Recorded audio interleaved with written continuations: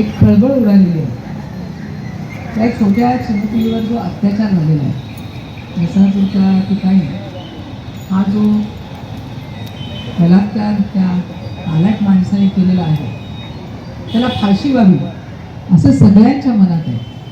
प्रत्येकाला असं वाटते की या माणसाला जर माझ्या ताब्यात दिलं तर मी त्याला स्वतः ठेचून मारेल, अशी प्रत्येकाची संतप्त प्रतिक्रिया सगळ्यांच्या मनामध्ये आहे. ही एक आपल्या समोर आलेली घटना, अशा अनेक घटना यापूर्वी पण घडलेल्या आहेत. या सर्व घटनांचा मागोवा घेतला तर समाजामध्ये अशा प्रवृत्तींना ठेचून काढण्यासाठी आपण प्रत्येकाने प्रयत्न केले पाहिजेत असं मला वाटतं. या छत्रपती शिवाजी महाराजांच्या महाराष्ट्रामध्ये महिला सुरक्षित नाहीत अशा प्रकारचं एक वातावरण सगळीकडे निर्माण झालेलं आहे. आणि या वातावरणामध्ये सर्व महिलांना असुरक्षितता वाटते. आपलं मूल, आपली मुलगी, आपली बायको, आपली बहीण, आपली आई या ठिकाणी वय न बघता छोट्या बाळापासून ते म्हाताऱ्या माणसापर्यंत अशा घटना घडत चाललेल्या आहेत. आणि याला जबाबदार असणाऱ्या व्यक्तींना आपण सगळ्यांनी मिळून जबर शिक्षा केली पाहिजे. इथे राज्यसभेच्या खासदार माननीय ज्योतिताई आहेत, इथे सर्व लोकप्रतिनिधी आहेत, आमच्या महापौर उपमहापौर सगळ्या भगिनी इथे आहेत, आणि तुम्ही चेअरमन, सर्व पक्षाचे प्रमुख नेते मंडळी आहेत, सर्व पक्षाचे अध्यक्ष आहेत. मी सगळ्यांना विनंती करेन की सातत्याने पाठपुरावा करून राज्य शासन असेल, केंद्र शासन असेल, महाराष्ट्र राज्यामध्ये असेल, केंद्रामध्ये संसदेमध्ये असेल, हा आवाज उठवून आपण या बालिकेला यासारख्या अनेक बालिका माता भगिनींना न्याय मिळवून द्यायचं काम करूया. आपण सगळ्यांनी आपल्या राजकीय पक्षाचे जोडे बाहेर ठेवून या मुलीला न्याय मिळावा म्हणून सगळेजण आपण इथे रस्त्यावर या भर उन्हामध्ये 43-44 टेम्परेचरमध्ये आपण सगळेजण या पोट तिडकीने आलेला आहात सगळेजण. आणि सगळ्यांना असं वाटतंय की ही लेख आपलेच कोणाची तरी लेख आहे, आपलीच नात आहे, आपलीच मुलगी आहे. ते जिव्हाळ्याने आपण सगळ्यांनी इथे जमलेलो. याचा निर्घृण प्रकार करणाऱ्या माणसाला फाशी तर नक्की झालीच पाहिजे.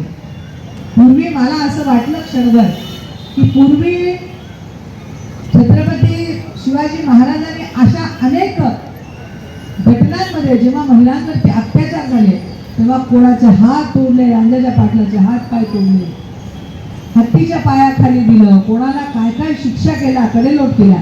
अशा प्रकारच्या शिक्षा जर आज उपस्थित असत्या तर आपण सगळ्यांनी मिळून या शिक्षा या नराधमाला केव्हा दिल्या असत्या. परंतु आज न्याय व्यवस्था विलंबाने होते सगळ्या गोष्टी.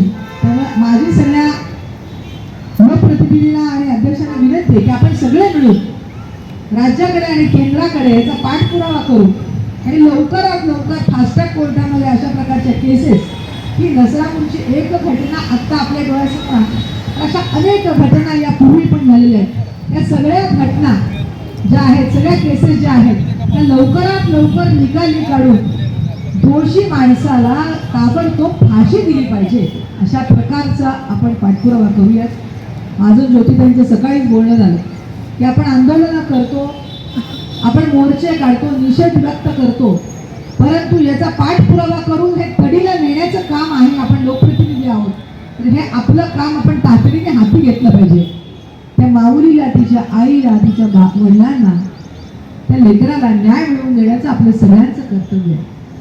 आणि जणू काही आपल्या घरामध्ये अशा प्रकारची घटना घडली असं दुःख आपल्या सगळ्यांना झालेलं आहे आणि आपण त्या कुटुंबाच्या दुःखात सगळेजण सहभागी आहोत. त्यांना न्याय मिळवून द्यावा. तुम्ही एकटे नाही आहात, तुमच्या बरोबर आम्ही सगळा समाज आपल्या बरोबर आहात. तुम्ही असं समजू नका की घटना घडली तर माझ्या घरात घडली आहे असं नसून की आपल्या सगळ्यांच्या प्रत्येकाच्या घरामध्ये ही घटना घडल्यासारखं दुःख आपल्या सगळ्या जनतेला झालेलं आहे. त्या माऊलीला आणि तिच्या पित्याला आम्ही सांगू इच्छितो की त्यांना न्याय मिळेपर्यंत आम्ही गप्प बसणार नाही. आम्ही राज्य शासनाकडे आणि केंद्र शासनाकडे या घटनेचा पाठपुरावा करून नक्की त्या नराधमाला लवकरात लवकर फाशी द्यावी अशा प्रकारची मागणी सातत्याने आम्ही करू आणि तिला न्याय मिळेपर्यंत आम्ही कोणीही गप्प बसणार नाही असा विश्वास मी त्या पालकांना आणि आपल्या सगळ्यांच्या वतीने देते. इथं सगळेजण आज आपण इथे जमलेलो आहोत. प्रत्येकाच्या मनामध्ये काहून उठलेलं आहे ही घटना झाल्यापासून ह्या नराधम कोणत्याही समाजाचा असो, अशा घटना कोणताही समाज बघून किंवा कोणत्याही प्रकारच्या असं घडत नसतात. परंतु अशा प्रकारच्या प्रवृत्तीला ठेचला पाहिजे. ही प्रवृत्ती जी आहे समाजातली नष्ट झाली पाहिजे. आणि आपल्या सोलापुरात पण अशा प्रकारच्या वेगवेगळ्या ठिकाणी वेगवेगळ्या घटना घडत आहेत. तर त्याला आळा घालण्यासाठी आपण सगळेजण लोकप्रतिनिधी म्हणून आपल्या राजकीय वाहना बाजूला ठेवून एका प्लॅटफॉर्मवर येऊन सगळ्यांनी एकदिलाने एकजुटीने अशा घटनांचा निषेध करणं.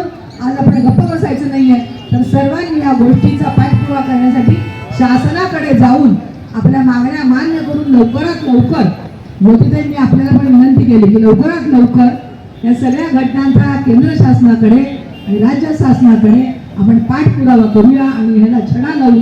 या नराधमाला लवकरात लवकर या आणि ह्याच्यासारख्या अनेक ज्या केसेस पेंडिंग आहेत त्यामध्ये पण आपण पाठपुरावा करूया. अशा प्रकारचं सगळ्यांना आपण विश्वास देऊया. आज आपण सगळेजण इथे जमलात, सगळेजण आलात. असा कुठल्याही समाजाचा हिंदू धर्म बांधव ज्या ज्या व्यक्तीला आज आक्रोश आहे मनात त्या आलेल्या सर्व व्यक्ती सोलापूरच्या या नातीला न्याय मिळवून देण्यासाठी आपण आलेला आहात. समाजातली मान्यवर आलेले आहेत. या ज्येष्ठ नागरिकांकडून आपण आता मत जाणून घेणार आहोत. हा सर्व कार्यक्रम इथनं झाल्यानंतर कलेक्टर साहेबांना निवेदन जाणार आहे. सर्वांनी शांततेने सर्वांचं म्हणणं ऐकून घ्यायचं आणि शांतिप्रिय मार्गाने आपल्याला हा पुढचा कार्यक्रम करायचा आहे. हा निषेध मोर्चा आहे, निषेध आंदोलन आहे आणि बालिकेला न्याय मिळवून देण्यासाठी आपण आलेलो आहोत.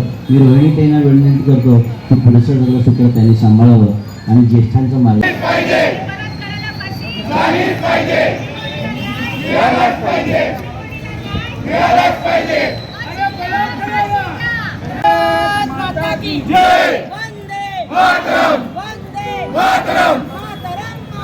वंदे मातरम मातरम मातरम वंदे मातरम चिमुडीला न्याय मिळालाच पाहिजे चिमुडीला न्याय मिळालाच पाहिजे चिमुडीला न्याय मिळालाच पाहिजे नराधमाला फाशी झालीच पाहिजे नराधमाला फाशी झालीच पाहिजे हर हर महादेव हर हर महादेव छत्रपती शिवाजी महाराज की जय हर हर महादेव जय भवानी जय शिवाजी जय शिवाजी चिमुकलीला न्याय मिळालाच पाहिजे बलात्काराला फाशी झालीच पाहिजे बलात्काराला फाशी झालीच पाहिजे फाशी द्या